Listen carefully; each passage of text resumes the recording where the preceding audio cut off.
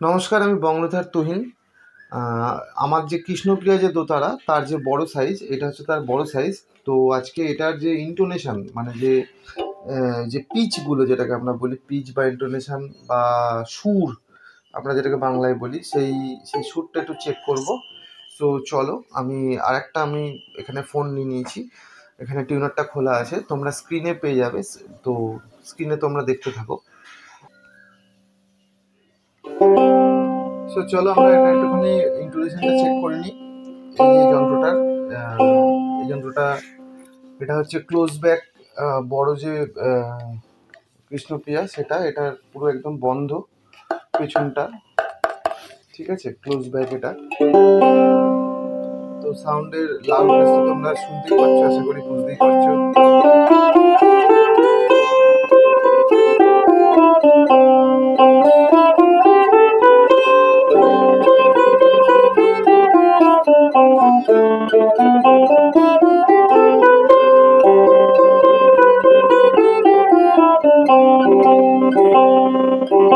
যারা কানে শুনে বুঝতে পারো তারা তো মোটামুটি এই সাউন্ডটা শুনে বুঝতে পারলে যেটা ইন্টোনেশন কি আছে। আর যারা কানে শুনতে বুঝতে পারো না, বা যারা তারপরেও টিউনারটাকে প্রেফার করো বা মিটারটাকে প্রেফার করো, তো তাদের জন্য আমি ছোট করে এই স্ক্রিনের তলাতে দেখো আমার মিটারের স্ক্রিনশটটা আসতে চলেছে। তো আমি এখানে আরেকটা ফোনে ওটা রেকর্ড করছি, তো আমাকে ওটাও একটু দেখতে হবে। তো আমাকে বারবার মুখটা নিচু করে দেখতে হবে। তো তোমরা ভিডিওতে দেখতে থাকো যে আমি পরপর আগে 12 ফিটগুলো আগে দেখাই। এটা ওপেন স্ট্রিং আছে হচ্ছে এফ, ঠিক আছে, এটা 12 ফিট একদম 100%। তারপর হচ্ছে সেকেন্ড তার ওপেন C4, 12 ফিট হচ্ছে C5, ওকে। তারপর হচ্ছে G4, ঠিক আছে। তারপর আছে ডি,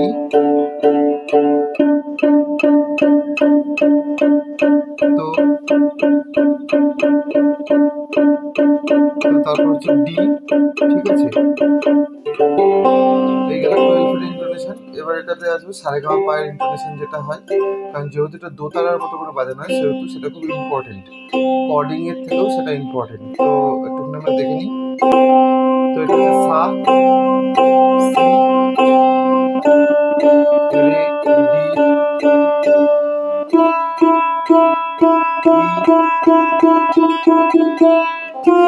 ওপেন স্ট্রিং এফ বা মা, পা,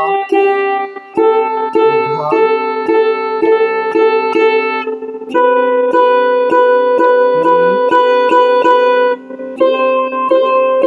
সা, রে, গা, মা,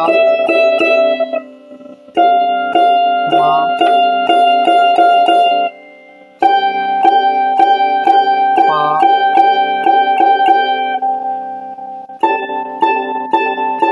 ধা, নি,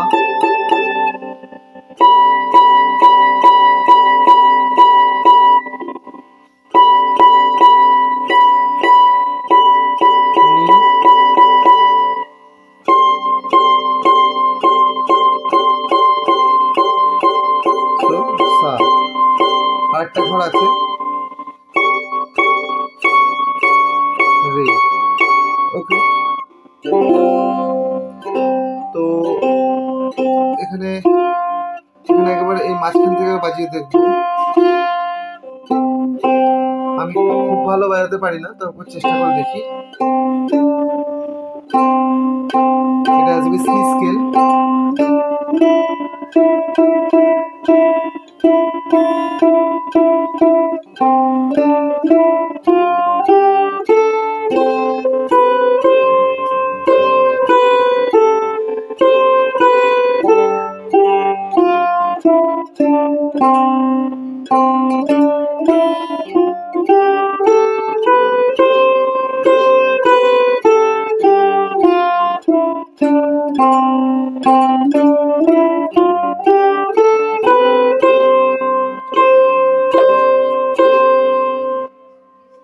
তো তোমরা বুঝতেই পারছো যে এই ইন্টোনেশনটা খুবই ভালো হয়েছে।